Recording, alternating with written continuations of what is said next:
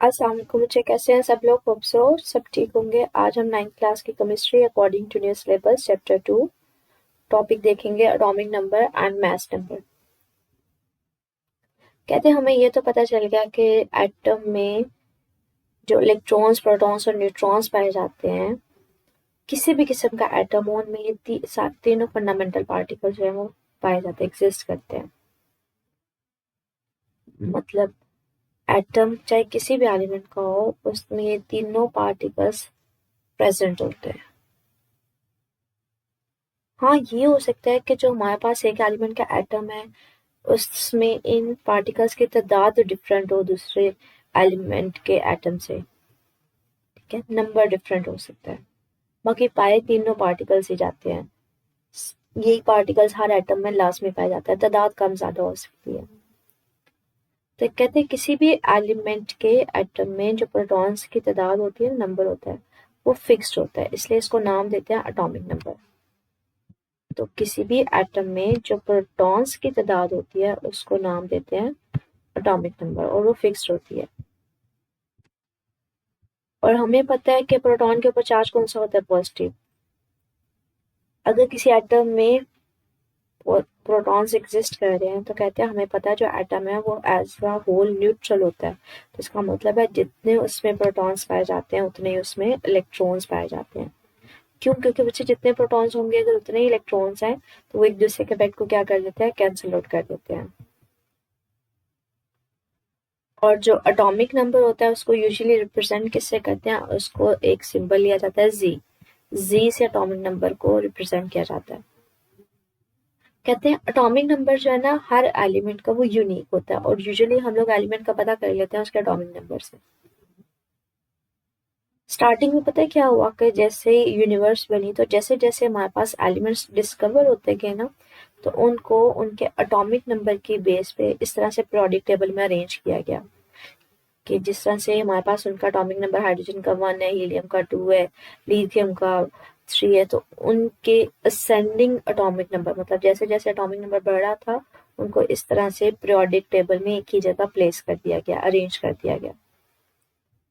तो यहाँ पे यही बात करते हैं पीरियोडिक टेबल में एलिमेंट्स के, जो एलिमेंट्स उनको किस तरह से अरेंज किया जाता है? According to the ascending order of their atomic numbers. कहते हैं जितने हमारे पास टोटल नंबर ऑफ प्रोटॉन्स और न्यूट्रॉन्स होते हैं ना किसी भी एलिमेंट में, वो बेसिकली उसके ऊपर एटम का मास डिपेंड कर रहा होता है। टोटल मास जो है प्रोटॉन्स और न्यूट्रॉन्स के मास के या टोटल नंबर के ऊपर डिपेंड कर रहा होता है, इसलिए इसको न्यूक्लियॉन नंबर भी बोला जाता है, या मास नंबर। कि न्यूक्लियस का जो मास है वो बेसिकली किस चीज के ऊपर डिपेंड करता है? Number of protons plus neutrons के ऊपर, और इसको रिप्रेजेंट किया जाता है ए से। मास नंबर को रिप्रेजेंट करते हैं ए से। कहते हैं इलेक्ट्रॉन का जो मास होता है वो बहुत स्मॉल होता है, इतना स्मॉल होता है कि हम उसको कंसिडर ही नहीं करते। तो जो मेनली एटम का मास होता है वो प्रोटॉन्स और न्यूट्रॉन्स के ऊपर डिपेंड करते हैं, इसलिए उसको मास नंबर बोलते हैं या न्यूक्लियॉन नंबर बोलते हैं, दोनों के सम को। कहते हैं जैसे हम लोग एटॉमिक नंबर की बेस पे किसी भी एलिमेंट का आइडेंटिफाई करते हैं ना, एटम को, बिल्कुल उसी तरह से आप मैथ्स नंबर से भी आइडेंटिफाई कर सकते हैं एलिमेंट्स को। फॉर एग्जाम्पल कहते हैं जो ऑक्सीजन का एटॉमिक नंबर होता है वो 8 होता है। क्यों? क्योंकि उसमें 8 प्रोटॉन्स पाए जाते हैं, और इसमें जो ओवरऑल प्रोटॉन्स और न्यूट्रॉन्स की जो टोटल हमारे पास तादाद होती है वो 16 होती है। मतलब ऑक्सीजन का जो मास नंबर होता है वो 16 होता है, एटॉमिक नंबर 8 होता है। तो आप किसी भी एलिमेंट के एटम को उसको एटॉमिक नंबर या मास नंबर से आइडेंटिफाई कर सकते हैं। कहते हैं इन्फॉर्मेशन यूजुअली जो है ना हमारे पास एटॉमिक नंबर या मास नंबर की, आप किसी भी एलिमेंट का जो सिंबल लिया जाता है ना उसके साथ इंक्लूड होती है, उसके साथ लिखा हुआ होता है कि अच्छा ये एलिमेंट है तो इसका ये एटॉमिक नंबर होगा, इसका ये मास नंबर होगा। फॉर एग्जाम्पल ये हमारे पास एलिमेंट है ऑक्सीजन, उसका ये सिंबल है। इसके साथ ना यहाँ पे एटॉमिक नंबर भी दिया जाता है, यहाँ पे इसका मास नंबर भी दिया जाता है। ये जो नीचे छोटा सा करके लिखा जाता है ना सबस्क्रिप्ट में, लेफ्ट साइड पे किसी भी सिंबल के जो यहाँ पे छोटा सा सबस्क्रिप्ट में करके नीचे लिखा जाता है वो होता है उसका एटॉमिक नंबर। और यहाँ पे जो ऊपर करके लिखा जाता है सुपरस्क्रिप्ट में छोटा सा करके, ये किसी भी एलिमेंट का होता है मास नंबर। यहाँ पे ये बात करें कि जो एटॉमिक नंबर होता है वो किस तरह से लिखा जाता है, लेफ्ट साइड पे सबस्क्रिप्ट करके, मतलब छोटा सा यहाँ पे नीचे करके लिखा जाता है, और जो मास नंबर होता है वो बड़ा सा करके यहाँ पे लिखा जाता है।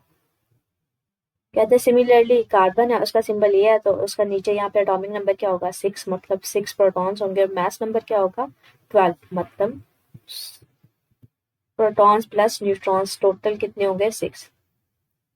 कहते हैं अगर आपने न्यूट्रॉन्स निकालने हो ना किसी भी एलिमेंट में कितने पाए जाते हैं, तो आप क्या करो, उसके मास नंबर से एटॉमिक नंबर को माइनस कर दो। Mass number minus atomic number, मतलब ये सम था ना प्रोटॉन्स और न्यूट्रॉन्स का, अगर मैं प्रोटॉन्स की तादाद निकाल दूं बाकी न्यूट्रॉन्स नहीं बच जाएंगे, तो न्यूट्रॉन्स आपके पास इस फॉर्मूले के अकॉर्डिंगली आप कैलकुलेट कर सकते हो। कहते हैं सिमिलरली अगर क्लोरीन में आपने न्यूट्रॉन्स निकालने हैं, उसका एटॉमिक नंबर 17 है और मास नंबर 35 है, 35 में से 17 निकाल दो, तो ये हमारे पास था एटॉमिक नंबर और मास नंबर। इससे रिलेटेड स्टिल मुझे कुछ पूछना हुआ तो कमेंट सेक्शन में पूछ लीजिएगा। ओके, अल्लाह हाफिज।